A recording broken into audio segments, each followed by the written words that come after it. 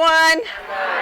I know some of you remember me from the Sewing Expo in Chantilly. How many of you are with me for the very first time?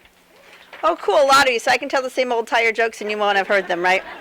So I live in upstate New York, right in the corner of the state where Vermont and Quebec come together. There's three loves of my life. There is my 10-pound rat terrier that I travel with all the time, and maybe later you can meet her. She's here. And there is my 27-year-old daughter. You know, you raise a kid living on the end of a peninsula where you know all your neighbors. You don't need to lock your doors at night. And guess where she's living? New York. New York City. She's a jewelry designer for the Jones Group. She actually designs the Dana Buchman line for Kohl's, is what she does, design jewelry. And then my husband, who's the best husband I've had so far, he's in jail. He's actually a nurse at a maximum security prison. So I tell people I can't retire till my husband gets out of jail. And so that's a little bit about me. My business name is The Decorating Diva, as you might have noticed by my products, but I'm totally not a diva. I'm just a farm girl from upstate New York. But I used to live in Maryland. I used to live in Pointe Rocks. And I had a design studio interior design studio in downtown Frederick. So I was there for a lot of years and moved back home. When my daughter was ready to start school, I wanted her to be home near her family. So we moved back home 22 years ago. It doesn't seem possible. 22 years ago, yeah. And I came through Frederick on the way, and man, it's just like really grown up, hasn't it? Yeah, it was pretty wild. Anyway, fortunately where I live, there's no growth. It's always in a recession, so everything looks the same. Anyway, so I'm really excited that you're all here. I've got a lot of stuff to show you. I talk really fast. If you need me to slow down, let me know. I tell people I'm a middle-aged menopausal woman with ADD, OCD, which means I like things very organized, but only for a short time.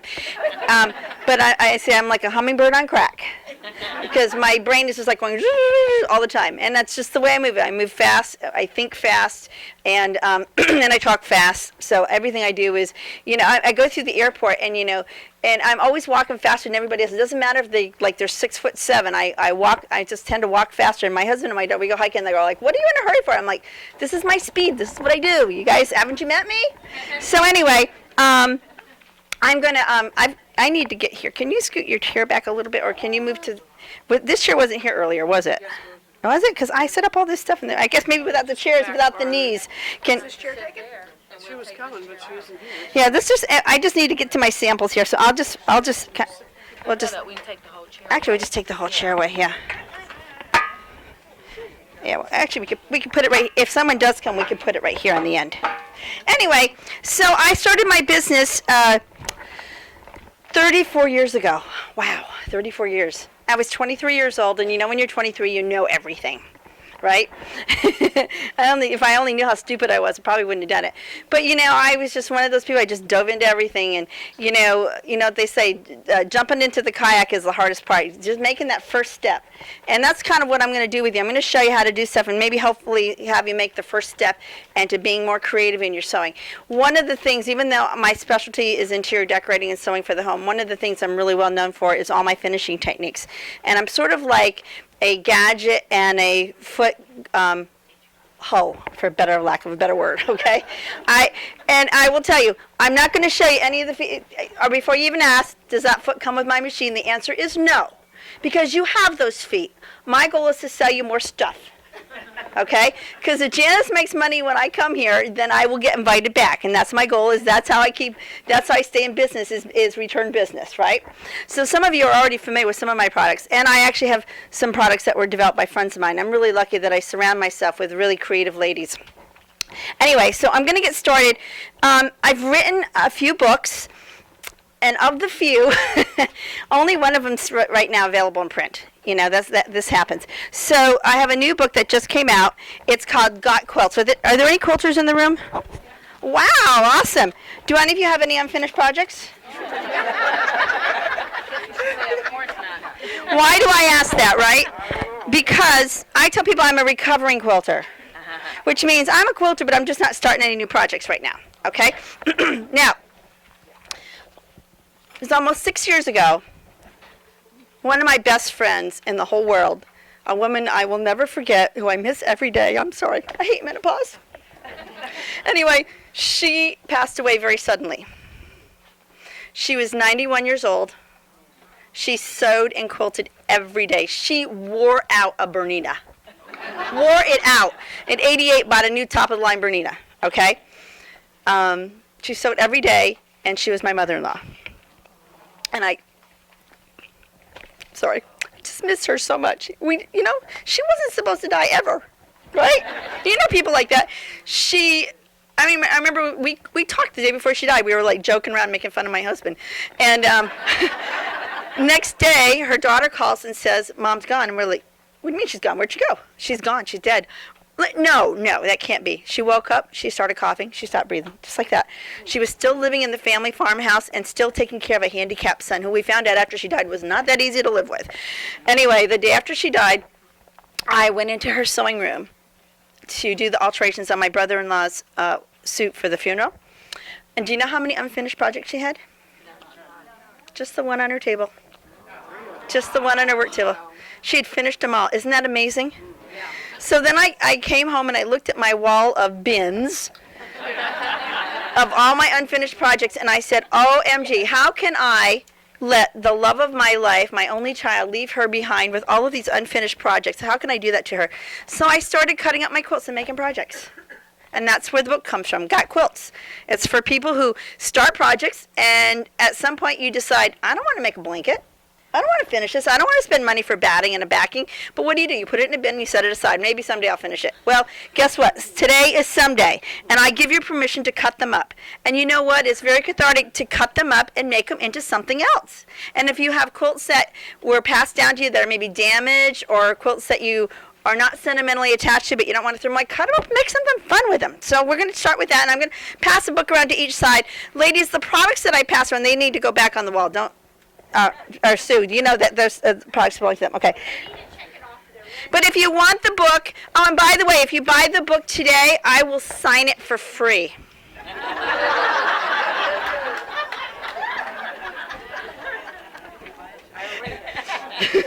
But anyway, it has 15 projects that you can make, and I'm going to be honest with you, ladies, it is my very sneaky way of getting quilters to do home deck sewing.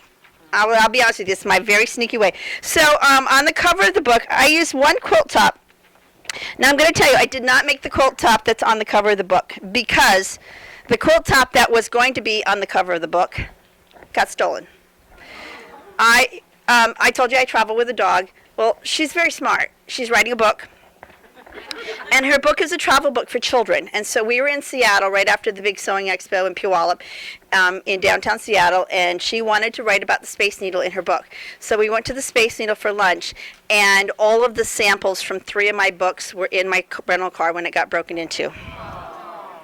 So, and this book wasn't published yet, and I hadn't done the finished photography, so I had to rewrite it and make all new samples. Anyway, that being said, I ended up buying a quilt top on eBay, and I put that on the cover because it worked. All right, so the center of the quilt is this headboard cover. Okay? This is it was done from one quilt top that was 96 inches square. Now, the original cover was going to be done with 2 quilts, and it was a full-size bed. So if you have 2 quilts that kind of match, you can make it work. So just, you just have to kind of find the quilt top that works well for you. So I took the center of the quilt, and that's the headboard cover. This was actually another headboard that I had. I just made a little slip cover to go over the top. Okay? I'm going to pass the samples around. Let's do passing 101. Let's go all the way across and then back, so it ends up in the back with Sue. Okay? We'll start with you. Okay? Then, from the outside of that quilt top, that was the center, from the border, it had a really nice border. I used the border to make a bed skirt. Okay? So now you have instructions on how to cover a headboard. That has ruching on it. It has a micro welt. This is a bed skirt made just the way I would make a custom bed skirt in my design business, with a deck, with banding, and this bed skirt is completely lined. Okay? So, then I used one of the side stars to make a pillow sham. There's my pillow sham.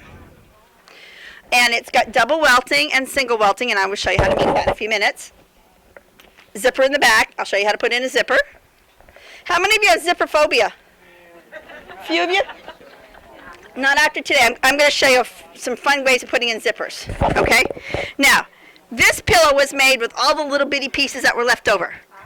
Okay? But there were like little parts of stars and parts of diamonds, and we put this all together, and this was just made with the scraps. So then I did a box style cushion. Now, how many of you have seen an octagon pillow form? Never, right? Why? They don't make them. So, this gave me the opportunity to share with you my very favorite stuffing. This stuffing is absolutely incredible. It never clumps. It never lumps. It doesn't ever flatten down. I could throw this whole pillow in the washing machine and it would come out just like this a dozen times. I know that because my dog's bed, I throw the whole thing right in the washer and it comes out just like new every time. It does, and it's great for stuffing irregular shaped pillows. We have some on the wall. So do you mind grabbing one of those bags on the floor and holding it up? If you want to put this on your list, it's called, no, I didn't name it, my staff named it. It's called Pam's Perfect Puff and Stuff. And it actually has four pillow patterns with it, okay, that you can do. You want me to pass this around so you can look at it? And so you can put that on your list. I will tell you, anything we run out of, we still have more of it back at my house. We can ship it to Janice. So, you know, if we run out of something, don't feel bad. You can still get your discount, and we'll ship it. You're welcome, honey. I'll blow my nose. But that stuffing is great. Okay, so that's the cover of my book. So what I tried to do is put things in the book that I hadn't written in other books before. And one of the things, even though I have a video on how to make window treatments, I didn't have anything in any of my books on how to make drapery panels. So I had put in a pair of draperies as one of the designs. This uses a grommet tape, okay, versus individual grommets so that they're all evenly spaced. Grommet tape. Now, if you look in the book, if you look really, really close, you can tell that photograph of the drapery, the pair of draperies was photoshopped. Because guess what happened to the other half of that? It got stolen, and I didn't. So one panel, I had one panel on my suitcase, so I only had one panel at home. So I said to my graphic designer when we were doing the book, I said, if I send you a picture with one panel in my window, can you Photoshop it so it looks like a pair? She's like, sure. So yeah, so she did a good job with that. Okay.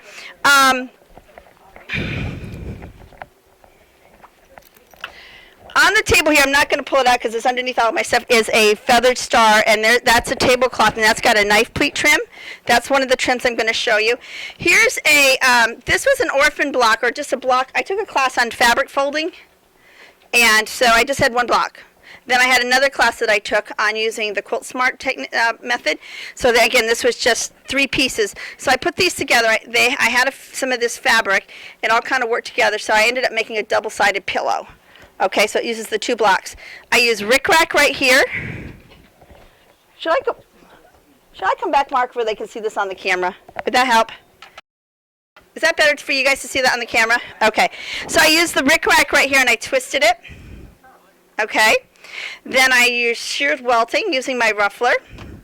On this side, I did the box pleat tape. I sewed the rickrack on. Now, if you look at this real close, let me get my glasses untangled here. If you look at this real close, can you see that up close there, Mark? It looks like I hand stitched that on, right? It also looks like I hand quilted that, right? If you look here, see the hand quilting? Now, honestly, ladies, do I look like someone that has time to do hand quilting? Did I not say hummingbird on crack? Okay. This is the sashiko. Huh? It's a 4-letter word. This is sashiko. And I love the sashiko machine. And let's put that in the camera, Mark. This is one quilt block made into a little bag using my sashiko. Okay? So, how many of you have a sashiko? Oh, a few of you. Are you using it? No. Really? It's so much fun. Oh my gosh. Really? Nobody's using it? Is anyone? Not at the moment. Okay, so a few years ago, my daughter was still living at home. My husband and my daughter were out shopping for my birthday present, okay? And they were, I don't know where they were, at the mall somewhere, and my daughter saw they had KitchenAids, and she said, Dad, get Mom a KitchenAid. She really wants one of these. I know better than to get your mother an appliance for the kitchen. I'm not getting her that. So she's like, no, Dad, this is different. This is a KitchenAid. And he's like, no, no, no. So they walk around, and they come back, and finally she wears them down. They get the KitchenAid. They come into the stand mixer. Stand mixer, the big stand mixer. So they come into the kitchen with this big box, and my daughter's grinning ear to ear, and my husband has this really weird look on his face, and he's like, just before you open this, I take no responsibility for anything here. And so I'm like, okay. And I tear the paper, and I see the word KitchenAid, and I'm like, oh my gosh, it's a KitchenAid. Well, that's my luxury appliance. My Sashiko is my luxury appliance in my sewing room. Just like my Ovation is the microwave of my sewing room, my Sashiko is my KitchenAid. That's my luxury appliance that I have just for the fun of it. Did I need it? Absolutely not. Do I love it? Absolutely. I'm always looking for new ways of using it and new projects, and I can't wait to be home for a few weeks this summer so I can just play with it because it's such a cool machine. And if you haven't sewn on it during one of the breaks, you should definitely talk to the girls and say, show me that Sashiko machine because it is amazing. Wouldn't you agree? The thing is, I like the look of hand quilting. I don't have time to do it. So this is how I do it, okay? All right, I'm going to show a few more samples, and then we're going to sew.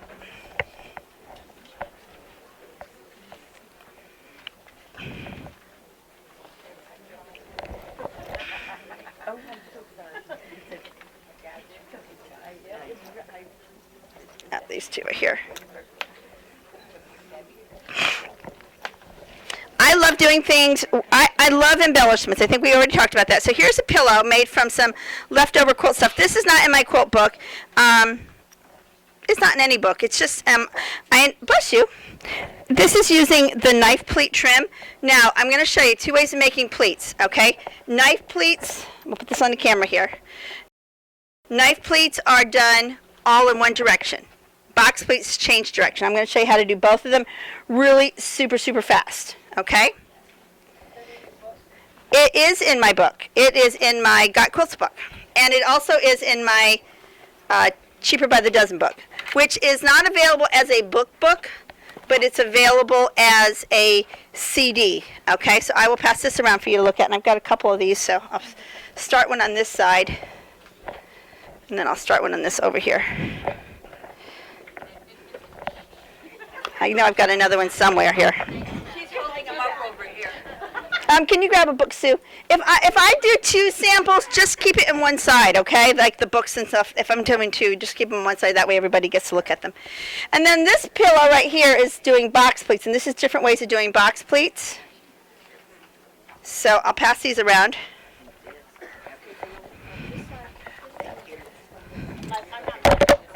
Huh? No, we can leave that one there. So the Cheaper by the Dozen, I'm going to talk a lot more about that this afternoon when we do window treatments because that is my window treatment book. All right?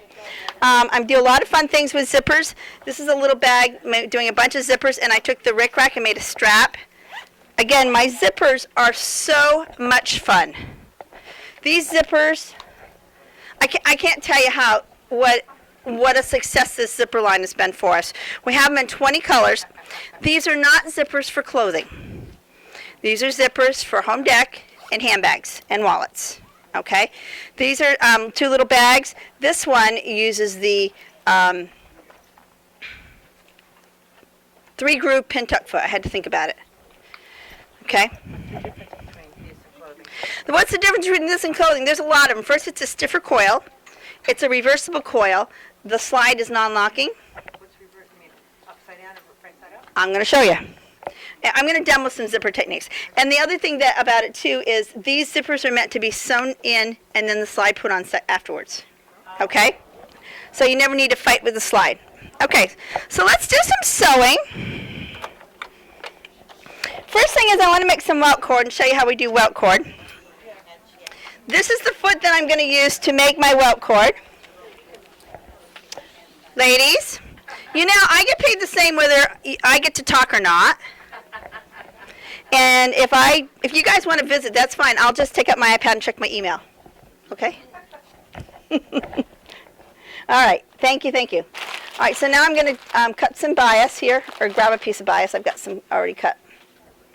I'm just going to make some cording here. So the first thing I'm going to do, How many of you have the Destiny? Raise your hand. Okay. So how many of you want the Destiny? It is a pretty cool machine, isn't it? I absolutely love this machine.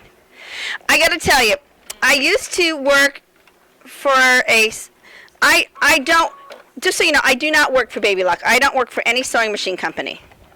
I can teach on any sewing machine I want. I used to work for Viking. And I used to have to teach on Vikings.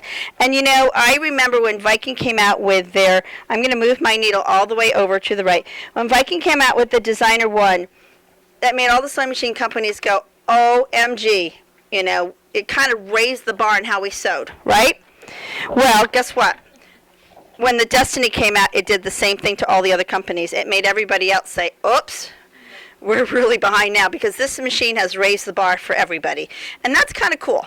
And that's why I'm sewing on this one. I can sew on any brand I want. I choose to sew on the best. This is what I'm sewing on. All right, so my needle is moved all the way over. I've got cord there. I need some tools here. Let me grab my bag here and push this chair back.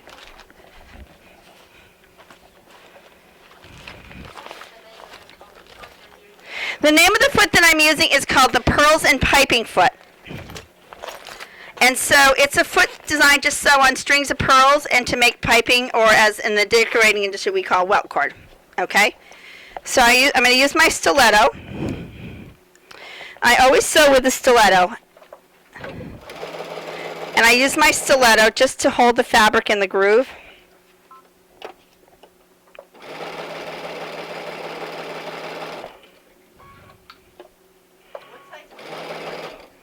Beg your pardon? What size needle? I am using the needle that was in here. I don't know what's in here, but generally I will sew with a 90 denim or a 100 denim when I'm sewing heavy fabric.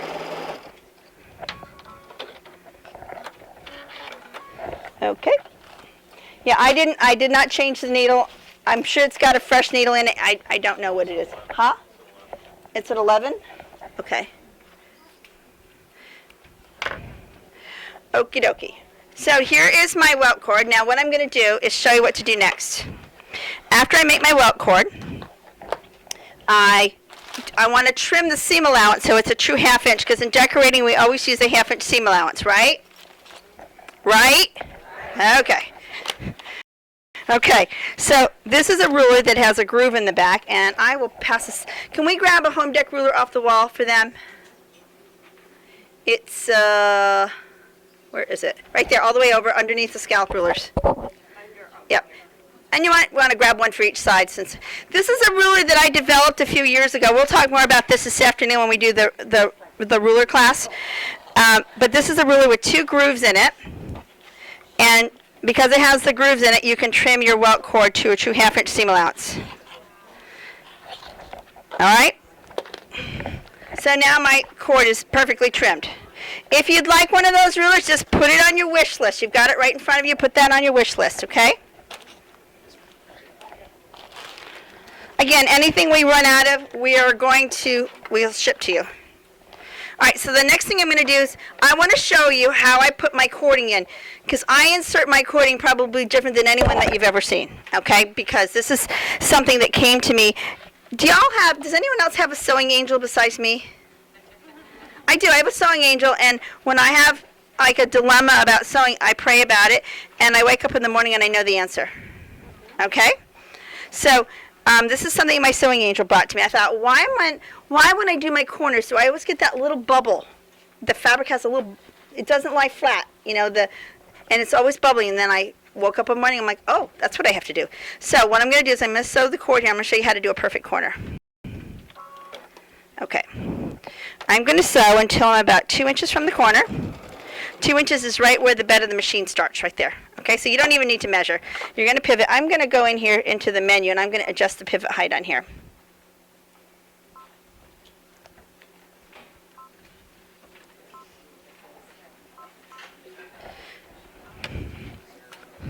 Oops. You know what? Yeah, this power strip, I need to move it because it is right in my way. I'm just going to move it back a little bit here. Okay. We got to boot back up here. Yeah, I was trying to keep out of.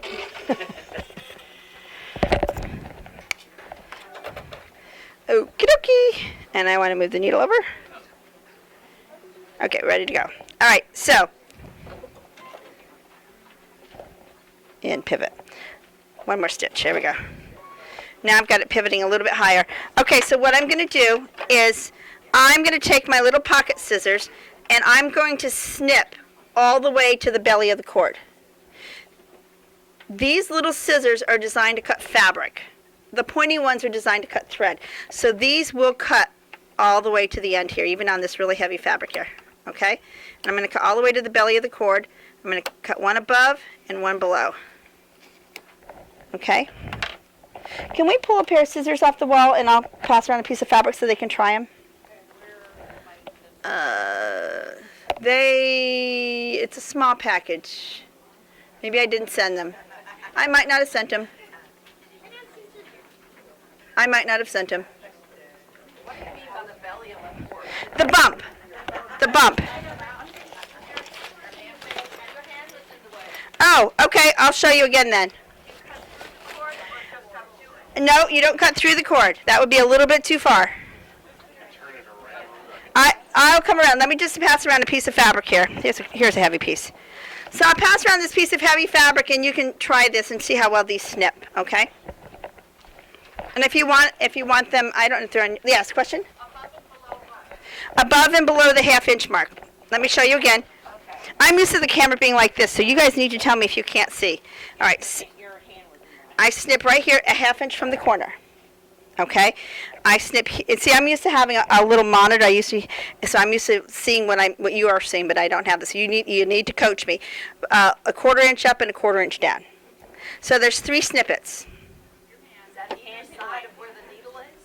I beg your pardon? Is that either side of where the needle is holding it down? It's no, ½ inch from the edge of the project, right here, and one here and one here. 3. This is in one up and one down. That's 2. One on it. One on the ½ inch, one up and one down. Okay? So one is an inch away from the corner? One is a ½ inch away. Yeah. One is a ½ inch away from the corner. Then I go a ½ inch above that one and a ½ inch below that one. So 1 1/4, 1 1/2, and 1 3/4. Pam, what was the name of that foot again? Pearls and piping. It won't be on the list. You have to write that in. What's the name of it? Pearls and piping. Did you know there's Okay. It's in my book, and I'll show you what page it is. So you can look at this again. Let me see here. What page is it? What cord? Page 17. It's page 17 in my book. And that's 15. And you can see the 3 clippets. I'll pass this around one more time. It's also in video 101. It's also in video 109.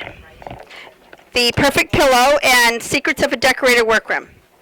Okay, is everybody watching? So 3 clips. And now I'm going to sew till I'm a ½ inch from the corner. And a ½ inch is where the metal throat plate meets the plastic bobbin cover. So I don't need to measure. It's also where maybe I do that first snip, but sometimes I don't. Sometimes my snip isn't exactly where I want it. So that's why I do the 3 snippets. All right? Then I take my stiletto and I stab that cord. Watch right here what happens, folks. I'm going to bring this back. Oops. Push this back on here. I stab the cord, I bring it over, and I push it back. And this is going to rock back a little. See how that kind of rocks up? And then I'm going to put my foot down and sew. And what I'm doing is I'm pushing extra cord into the corner. And when you push the extra cord into the corner, that gets rid of the bubble. Because the cord's going to end up on the outside of the corner. Right now it's on the inside, so now when I turn it, it's nice and flat.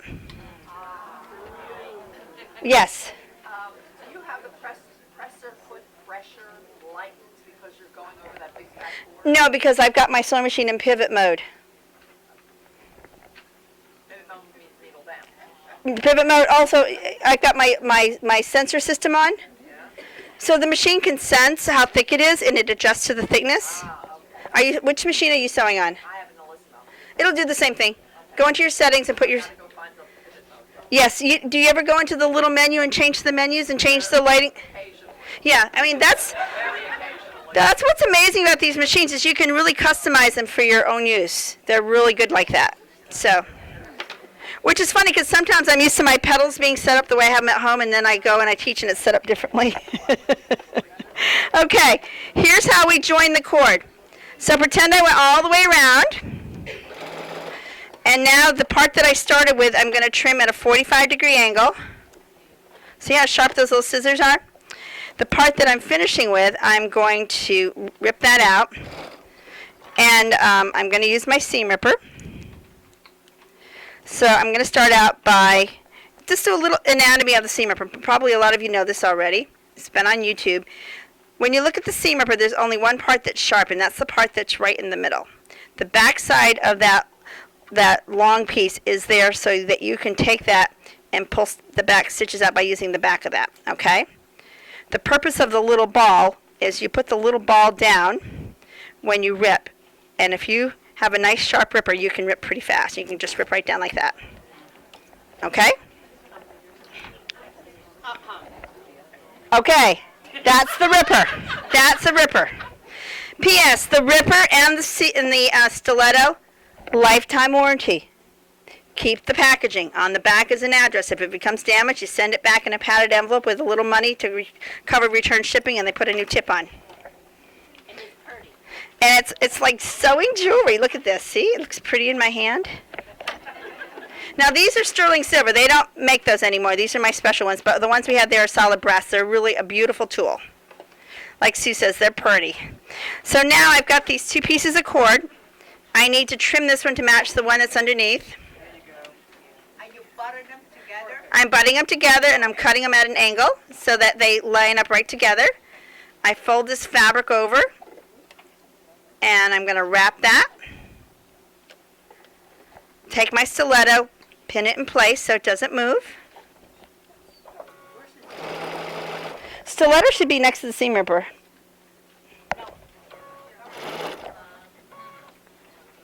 One is black packaging and one is red. Look underneath, see if they put them all together. Sue, look underneath the seam rippers. Look underneath, see if maybe they put them all on one peg. Is there any with a black flower?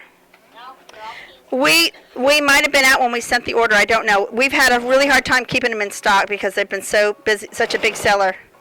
Now right here where it's a little heavy, I'm just going to give it a minute. I sew a couple stitches, then I stop. Let it adjust, sew a couple stitches, and I broke a needle. That's why I should have changed the needle in the beginning, right? Put a heavier needle in. But there we are. You can see that. That's my splice, and that was a really thick fabric that I had too. All right, I'm going to change that needle real quick.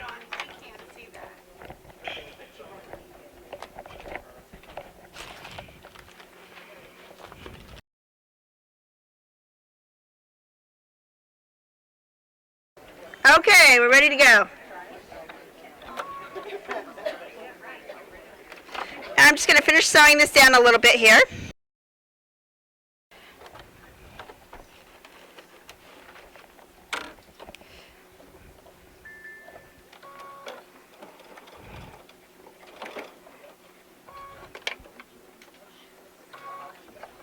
This is really thick fabric. I probably should have picked a little bit lighter fabric, but you can see even with a thick fabric it works. Yeah. And there we are. There we are. Okay? We see that? Ta-da! I cut all of my fabric on the bias when I do trim. Sue, can you grab one of those pink charts? Actually, two of them. Grab two. So we pass one on each side. This chart, when I first married my husband, my mother-in-law showed me how to make continuous bias. And then I said to her, you know, I wish we had a way of figuring it out because we always end up with all this extra bias. And she said, oh, that's just basic algebra. And, you know, she was a retired school teacher, so this was very easy for her. So I she showed me the math, and I developed this chart. So this has a math formula. So when you're cutting your bias for binding your quilts, making pillows, making ruffles, whatever you're doing, you can calculate pretty much to the inch how much you're going to make, any size, okay, using that math chart. The nice thing about it, can I borrow this back for a second? What I do at home is I have a erase, one of those dry erase markers, and I just write the formula in with a dry erase marker, and then I use the chart when I make it, and then I just wipe it clean. So you can reuse it like that, okay? That formula is in all of my books, so if you have one of my books, you already have it. Okay, so we have welt cord in 6 different sizes. And I'm missing one here. And out of this I'll talk about the 6 different sizes of welt cord real quick. Oh, I'm missing one of them, but I can still tell you about it. Okay, so the standard welt cord, which is the one I just used, that's the stiffer one.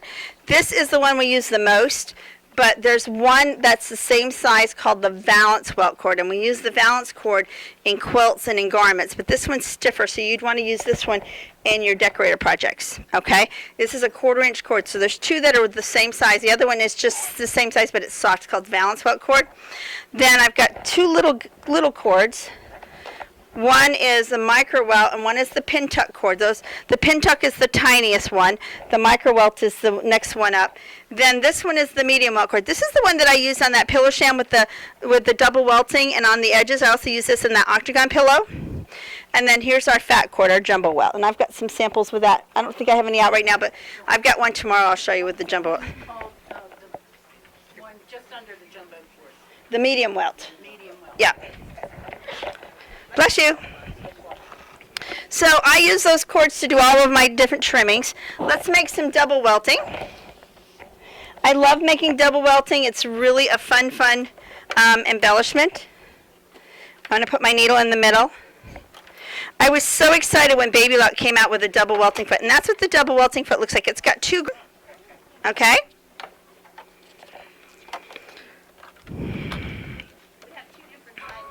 And there's 2 different sizes. The bigger size is the size that I use for the pillow, the pillow sham, that double welting. I use the bigger size. I'm going to have the smaller size on today, but there are 2 sizes, and to accommodate 2 different sizes of cord, which is nice. And I think Baby Lock is the only one that has 2 sizes, to my knowledge. I don't know of anyone else that has 2 sizes. Yeah.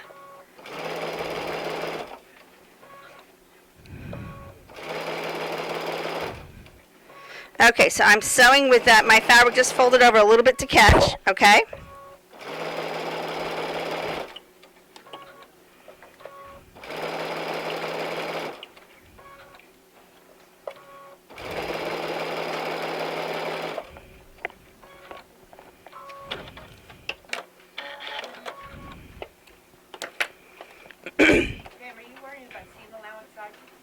Not on this, because there's no seam allowance.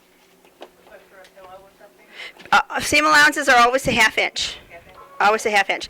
But this is an applied trim, so it's not put into a seam, so it doesn't matter. Does that make sense? Yes.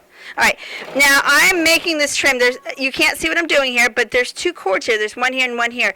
Those 2 grooves are holding that perfectly together, and all I'm doing is using my stiletto to keep it wrapped rather snugly, okay, as I sew. And the foot just does all the work. This is one of those techniques that you really need the foot to do it, okay? You can kind of get by with the other feet with a little struggling, but with this one, you need this foot. Now you're probably saying to yourself, work with me, girls. You're saying to yourself, okay, let's try this a 3rd time, okay? You're saying to yourself, why do I need a foot? I don't want to make double welting, right? I'm going to show you. This foot is designed to make double welting, but it really rocks doing something else really cool, and this is going to make you want to buy one, okay? Okay, this back side I usually use invisible thread because you can see the stitching line, okay? So I would use invisible thread, take my pocket scissors and trim off all the excess here.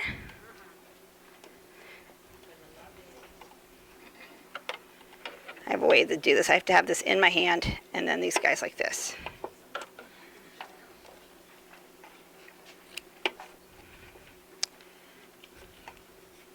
Just pull this. I just pull it and that it just kind of cuts it.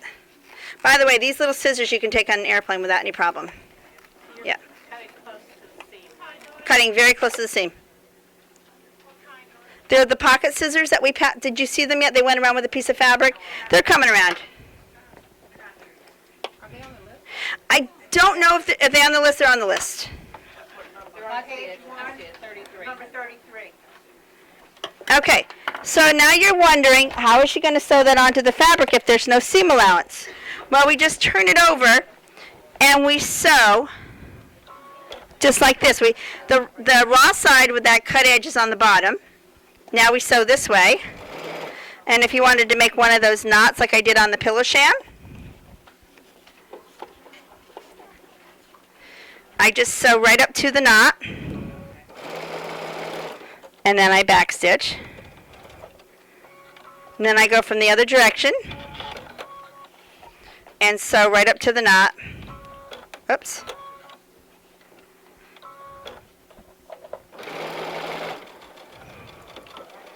And of course the complete directions for doing this are in the book Got Quilts. I left this little piece here to show you. What if you want to put it on something like a headboard or a piece of upholstery? You can't sew that, can you? That's where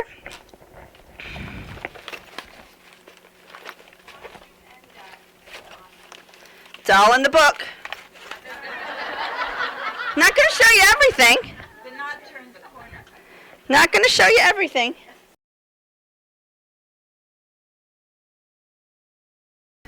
Okay, this is permanent double stick tape. Okay, and it really is permanent. I tried to rip something out about a week and a half ago that I put this on a while ago, and I tore the fabric. Yeah. Okay, so it's clear. So you could put that on there, and that would work for if you're doing upholstery or putting something on. I will tell you, I have a pair of boots, and my favorite boots, and it was in February. I was in Denver, and my boot. That is permanent. It takes. You can reposition it, but after 24 hours, it sets permanently. My boot was starting to delaminate. The sole was coming apart, and it was like hanging out like a little tongue. It was like that much. I put double stick tape on my boot and pressed it down. It's still holding. And after that, I mean, that was early February. I wore those boots all through February, March, and April. And I wore them teaching pretty much every day that I taught. So it really does hold. My husband was in the hallway a while back, and he was like tapping one of the tiles, and he's like, "Wasn't there a loose tile here somewhere?" I said, "Yeah, I fixed it."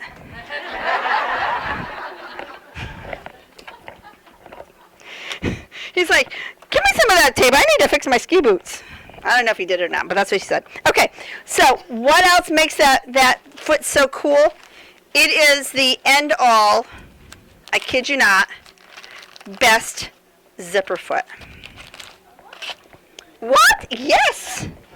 Hard to believe. Yes, it is amazing for putting in zippers. Okay. How many of you remember junior high home economics putting in a zipper? And what did we do? We sewed down one side, across the bottom, and up the other, right? What always happened? You got a bump with It was uneven at the top, right? It was always uneven. And you got a bump if you had to rock around the side. All those things. It was always uneven, right? Why was it all uneven? Because you went down one side and up the other. You need to sew both sides in the same direction. That's why an invisible zipper foot is so wonderful, because it takes that invisible zipper and you sew it down both sides in the same direction.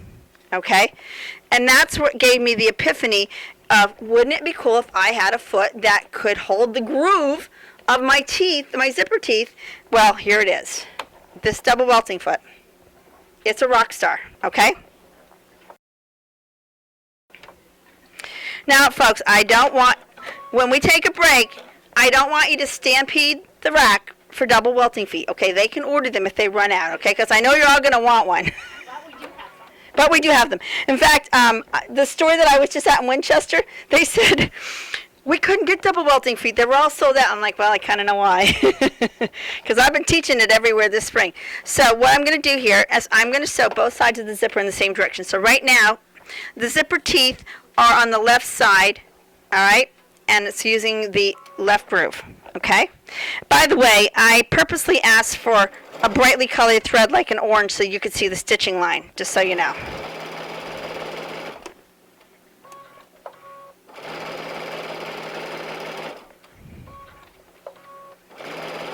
So here we are sewing one side of the zipper. And there you go. Now, I have to tell you, I don't know how well you can see that. One of the things that blows me away about the Baby Lux, the new line, the Destiny, the Unity, the Journey, they make the most amazing straight stitch. Have you noticed? It sews a straight stitch like an old Singer featherweight. It really does. I mean, people used to say, oh, that nothing stitches a straight stitch but like a featherweight. Well, if you only do one thing, you better do a good job at it, right? You can sew a perfectly, this is the most perfect straight stitch you will find with using that wide, and I'm not using a straight stitch plate or a straight stitch foot, okay? And when this comes by, you need to see how beautiful the stitching is on this machine. It's absolutely flawless. Okay, so I sewed this in this direction. Now I'm going to go over here. I'm going to sew this side in the same direction. This time I'm using the groove on the right side of the foot. Does that make sense to everybody? My needle's in the middle, but that's a very good question. What if I wanted to move my needle closer to the zipper teeth? Could I do that? Absolutely, right? And Mark, do me a favor. Come over to the screen with me. Can you come over to the screen? Okay, what I want to show you is, look, let's say I do want to move my needle over a little bit. So what I would do is I would move it over, maybe, one bump or two, however much I need to get to where I want it. Then to do the other side of the zipper, I just touch the mirror image and it puts it on the other side of center. Here's mirror image right here. So the mirror image, wherever you are, if you're 2 bumps right of center, mirror image puts you 2 bumps left of center, and vice versa. Okay? Isn't that a great feature? I mean, there's just so many features on this sewing machine that I could not live without, and that's just one of them. Okay? All right, so now you're saying to yourself, sure, anybody can put a zipper on when there's no slide. What about the slide, right? You think that's the hard part, right? Au contraire. Here we go. We've got the slide. You want to use the rounded end. That's the key. Rounded end, angle, angle, hold, tongue up.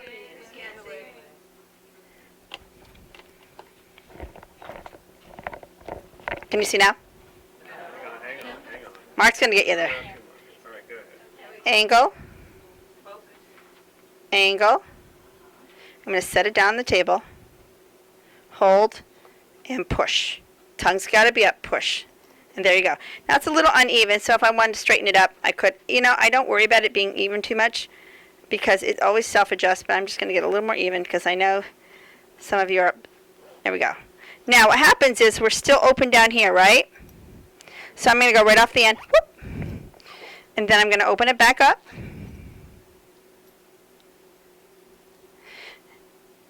And I'm going to open it back up and I'm going to push. And we're going to zip and we're going to put it right in the middle. Now, once you get it in the middle, don't play with your zipper. Leave it in the middle. Don't play with it. If you play with your zipper, you'll go blind.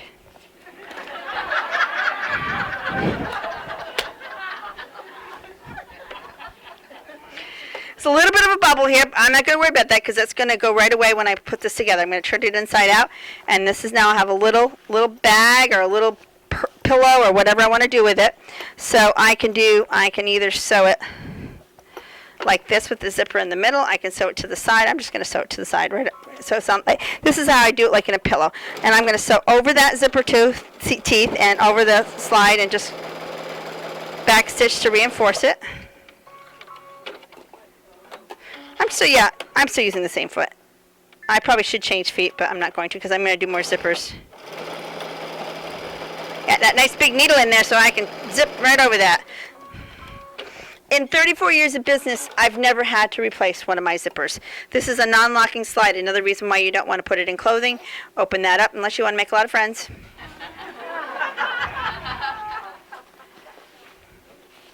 Okay. And there we are.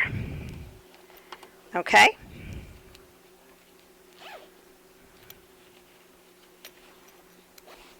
How easy is that?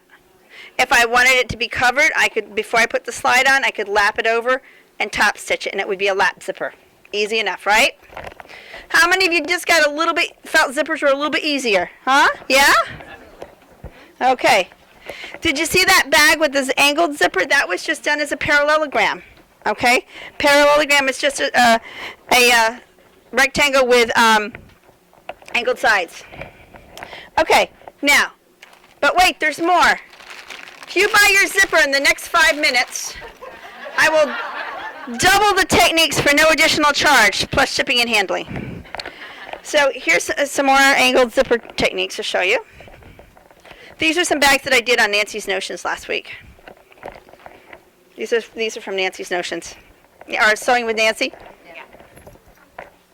I don't know if you've all heard the news about Nancy Zeman, but keep her in your prayers. If you haven't heard the news, she had a tumor in her femur, and they took part of her leg out. They took part of her femur out and replaced it with a titanium rod. They did that about a month ago, and I think she had a knee replacement too, and the titanium rod goes almost all the way up to her hip. They did keep part of her femur at the hip bone, but she's in a lot of pain, but she's doing physical therapy. She's got a long road to recovery, but she's going to be fine. They got all the cancer. She doesn't have to do chemo or radiation. So just keep her in your prayers. If you're friends with her on Facebook, send her a little, thinking of your girl. I'll tell you what, there are people. I was teaching for a dealership a while back who started every program with a scripture and a Bible reading and a scripture for the day and a prayer. And I thought that was great. And then I found out she was a compulsive gambler. She couldn't take me out to dinner when I was teaching for her because she had to go to the casino. And I thought, Nancy Zeman is someone, talk is cheap. Nancy Zeman walks the walk. You don't hear her sharing her Christian beliefs with other people so much, but she walks the walk in the way that she lives her life, and she is an amazing lady. She really is. The same leg she broke a couple years ago. I don't know, but yeah, she's just she is an amazing lady. Okay, let's do some more zippers, because zippers are fun, right? Yeah. Woo! We want to do zippers. Okay. I'm going to do another zipper technique. I'm going to grab some zipper tape here out of my bag here. Okay, so how many of you put a zipper on using just half a zipper? Nobody? Oh, Sue has. What a surprise. We're going to make a little bag using half a zipper. You're thinking, okay, how can she do it using half a zipper? Well, guess what? The question was asked earlier, what's the difference between this and other zippers? Here's one of the differences. It has a reversible coil. This means that you're not videotaping me, are you? Okay. Just double checking. Quick. Just a photo, right? Not a video. Okay. Okay, so what I do is I've sewn half the zipper on. I bring the two ends around because it's a reversible coil. I can use both sides. You cannot do this with a regular zipper. All right? Isn't this sneaky that I get you to do this and you have to buy my zippers from Janice? By the way, Mama needs to put a new roof on the log cabin, so I appreciate it if you buy my zippers. My husband's, he's like, we've got someone coming in about 3 weeks to put a new roof on our cabin. I live in a log cabin on Lake Champlain. If you ever want to come visit, I got lots of room. You don't even need to bring a sewing machine. I got all the sewing machines right in my basement. Huh?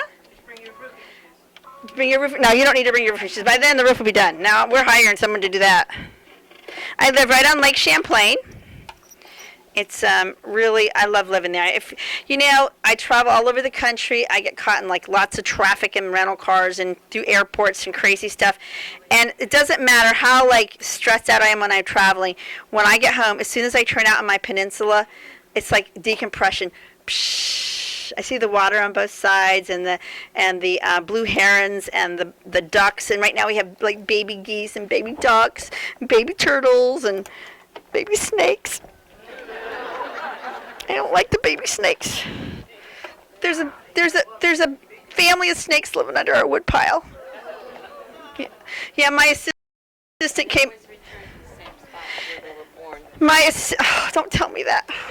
I don't even want to go outside of my backyard right now. My assistant came in the house a few days ago, and she said, "Where do you keep your shovel?" Why? Don't ask. No, tell me why. She goes, "I'm not telling you." I go, "There's snakes out there, aren't there?" There was 4 snakes by the wood pile. She killed 2 of them. I gave her $20. She's like, "No." I said, "From now on, every time you kill a snake, I'm going to give you $10 for every snake you kill. So keep track."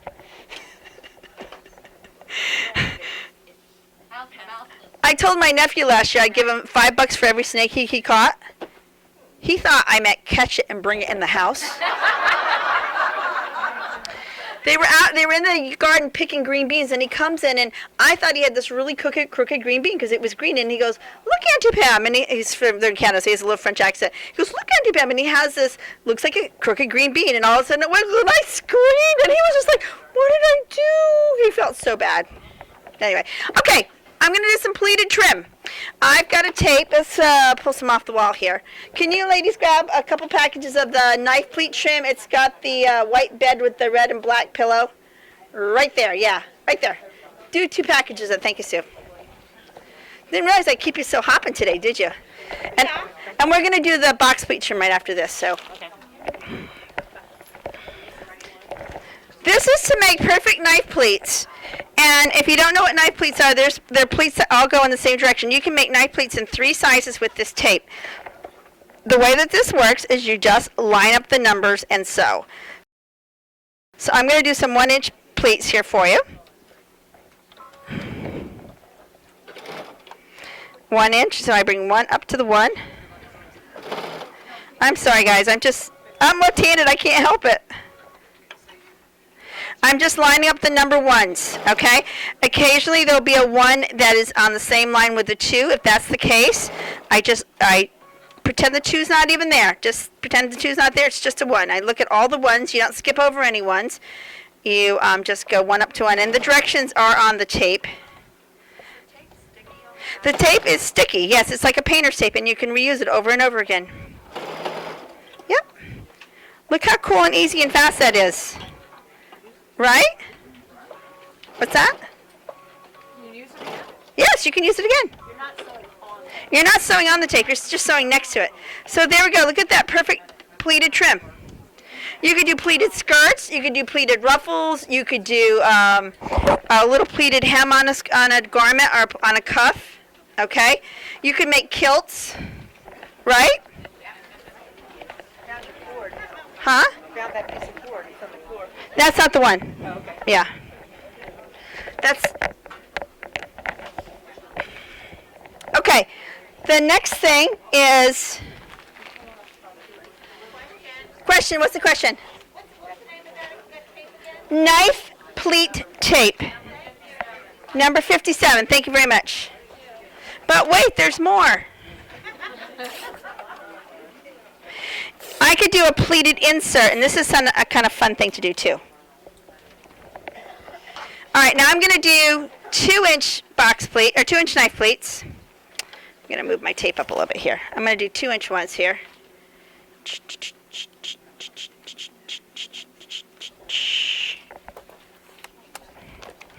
And after I get done using it, if it's still sticky, if I've only used it a couple times, I'll just go over and stick it right on the wall, just like this. I stick it on the wall, and if you go on my sewing room, I guarantee there's going to be places where there's tape stuck on the walls.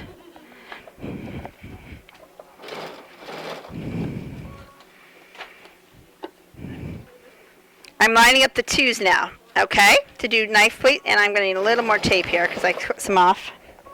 You're sewing the width of the presser foot Yeah, against the tape. a scant 1/2 inch, because then I sew this into a project and it would be a 1/2 inch, okay? Now, the pleat tape is all 3 times full, okay? So, let's do some math. If you were going to do a 20-inch pillow, okay, and you wanted to do pleating all around the edges, how many inches of pleating would you need? You need 80 inches finished, right? Because 20 times 4 is 80, right? So you need 240 inches of flat fabric. It does take a lot of fabric, but it is an absolutely gorgeous trim, and that's a great high-end trim. How many of you have a business sewing for other people? Few of you, okay. And this is a great embellishment that you can do in all your projects, whether you're making garments, and it's a great way to add the sales of your business. And normally, if you make pleats like this, what do you have to do? You have to measure them and press them and pin them, right? I'd put invisible thread in the top, and then just fold the top back like this, and this makes another nice kind of fun trim.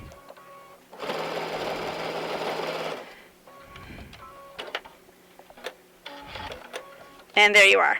And I would press that down. Let me get the iron. See if the iron's hot here. I think she was still, I don't know, filling the knife. You didn't do the box. That's next. There's only 2. Okay. Well, we have more. I- Do they have a box with more product in it? I'm not I- sure. I'll find out. I think that we sent them more, and it maybe got. So here is the knife pleat. Okay.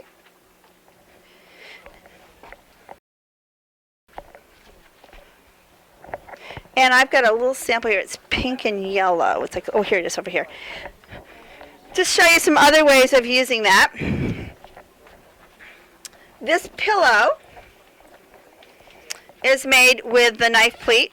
And what I did is I took knife pleats and I wove them together. The whole body of the pillow is pleated. Okay? It looks like a log cabin, but it's not. It's all pleated. Okay? That embroidery on there is from my embroidery collection, Tangled Blooms. Can we pull one of those out? It's sort of peachy colored. It's right in front of you. Right there. Right, yeah. Right there. Isn't she awesome? I know this tomorrow. Well, we're not using these tomorrow. We're doing something else. Oh, no. Because you're all coming back tomorrow, right? Okay, yeah, so I'm going to show you new stuff. So, oh, this doesn't have pleats on it. I thought this one had the pleats on it. There's one with pleats on it somewhere. Okay. Oh, this is what I'm looking for right here. So here's another sample of knife pleats right here. Where is it? Right here. Look right here. And they're folded back to do the insert. Also, there's box pleats right here as a trim, and there's some scallops there. There's lots of cool technique on here. I'm going to be talking about that, a lot of those techniques later on. And here's another sample of knife pleats right here. I use invisible thread down the middle where I folded it back, because otherwise you can see the stitching. Yeah. Okay. All right. Now box pleats. There should be. Oh, here's another. This is Zentangle. We're doing this tomorrow. That's what I'm teaching tomorrow. Zentangle. Where is? I had the box pleated sample here somewhere. Where is it? How about that quilt top, this bright pink one? Doesn't that have box pleats? It does, yes. That's not what I'm looking for, but I can definitely pull that out. It might help. Yeah.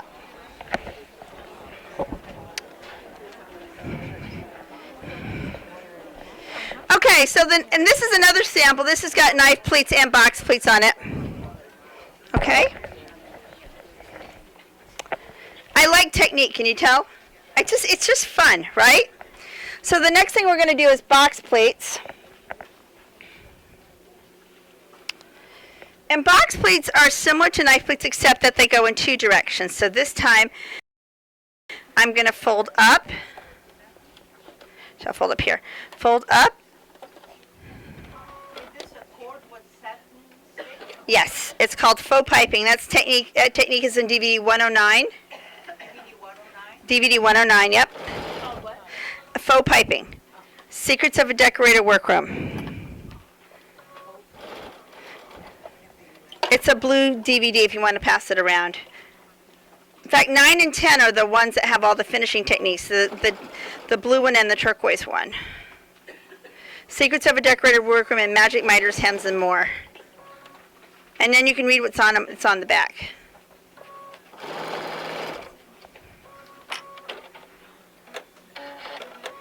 And there's box pleats.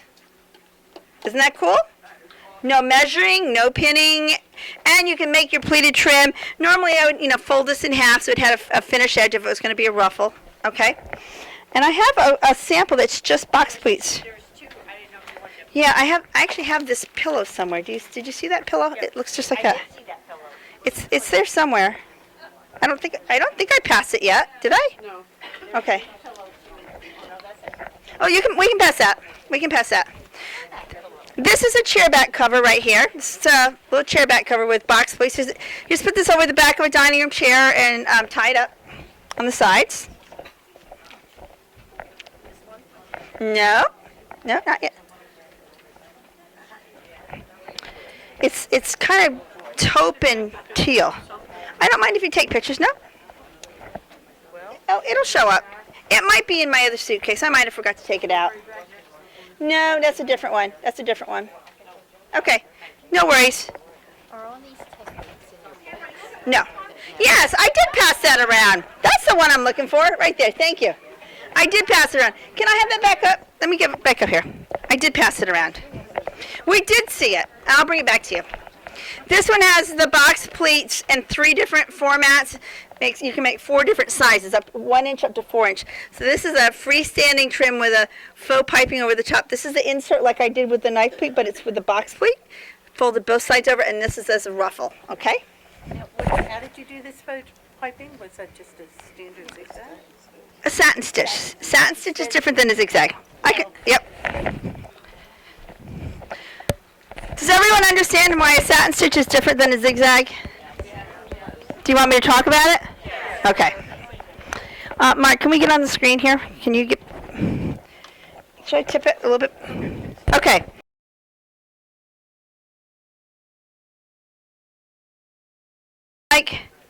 And if I make that wider and I make it longer, longer.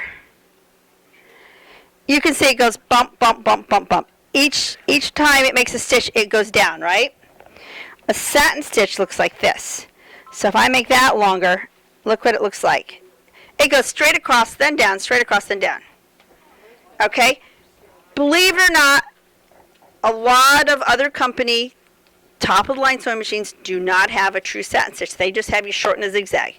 So this is a really nice feature on this machine because you now have a true satin stitch. What number is that one? It is Q25 in the quilting menu. Okay? Okay, that's the satin stitch. Okie dokie. Let's talk about zippers a little more because we were doing zippers. And then I moved to pleats. Here's another one with pleats. I'll pass this around. Do you like seeing the samples? Yes. Just so you know, they're not parting gifts. I do need them back.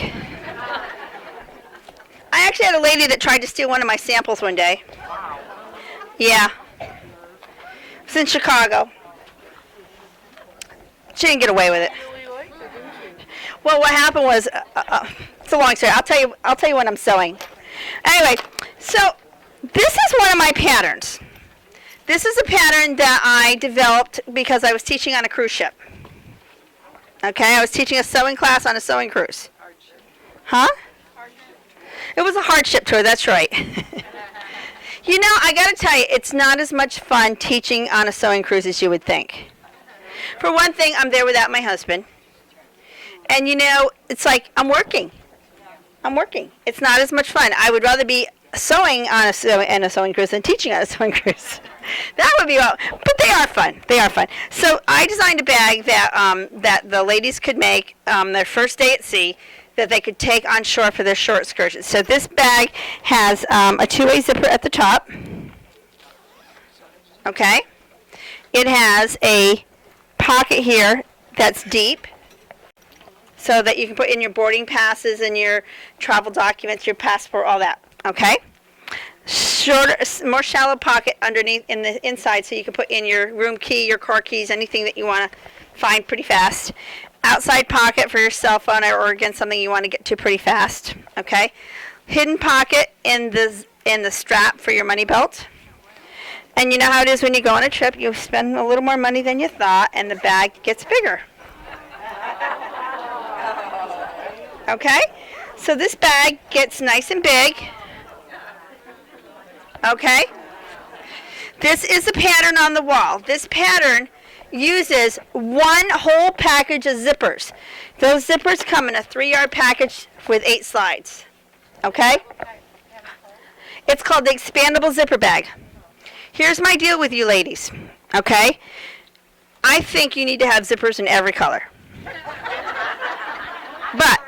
But, if you buy 6 packages of zippers, I don't care which 6, if you buy 6 packages of zippers and it's purely an honor system and you come on up and say, Pam, I bought 6 packages of zippers, I'll get out my iPad, give me your email on my iPad, and I will email you the digital format of this pattern for free if you buy 6 packages of zippers. Otherwise, you can buy the pattern and it's on your list. It's the Expandable zipper bag. Then last year, I was teaching on another cruise, and so, but this class was only an afternoon class. So I had to come up with a bag that took a lot less time than that one. This is an all-day class. By the way, if you would like this as a hands-on all-day class, talk to the ladies here at the store. This is a great class to do as an all-day class, okay? And I don't mind if someone here teaches that, okay?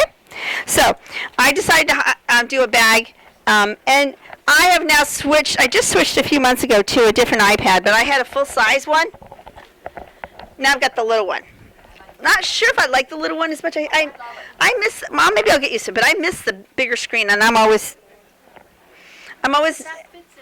it does fit in things. But my full-size one fit in here without any problem with the case, okay? So it's got a little padded sleeve. Now I have to tell you, I do plan on rewriting this pattern because I have a product now that I love, and I'm going to use this in all my bags from now on. Satin Stable? OMG. Are we in love with this product or what? This, well, I'm going to try it. The question is, could I use this? You would have to just use it in pieces. It would have to be like this part and this part. At this part, you'd have to have regular fabric. So I'm going to try it. I'm going to try. This is one of my projects when I get home is to try some of those new things because I think that would make that bag really a lot nicer. So I'm going to remake this with soft and stable because I think that's going to make it just a lot, give it a lot of nice body. Okay. This is what the soft and stable looks like when you add it to something. It's real. It's kind of. It has that Vera Bradley look. That spongy, quilted, thick look. And this is a wallet that I've started, a wallet pattern, and we'll talk about more later. But this is using the Sashiko stitch, so you can feel what the soft and stable feels like. It's really nice stuff, okay? We have it over here in the back corner. It's not on your list, but it's over here. They have a bunch of it. So anyway, so I did this pattern, and it's got a little sleeve inside to protect your iPad, and then you can put your wallet in and all your other stuff. And what I did was, you know when you make a bag with a lining, you always need to leave an opening to turn it right side out, right? And then you hand sew it shut.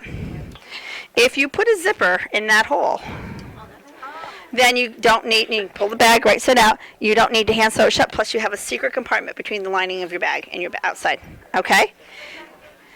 There's a zipper inside here. I'll pass it around so you can look at it. There's a zipper inside to turn it right side out. On here, I use a product called Texture Magic, okay? And that looks, it's called the Perfect iPad Bag. This is Texture Magic. And so Texture Magic's what I use on here to, and this one can stay on this side right here. Texture Magic's what I use to do that crinkly stuff. I also use Texture Magic in this pillow from my Cheaper by the Dozen book. Raise your hand if you've never seen Texture Magic. Oh, quite a few of you. Okay, so Texture Magic, you sew it onto a fabric, and you can sew like a grid, or you can outline a flower, or you can meander, and then after you steam it, it shrinks, and so it puckers up the fabric that it's sewn onto. It's really cool stuff. There's a cute little dress hanging on the rack over there with Texture Magic. It's just stinking cute. If I had a granddaughter, I'd steal it.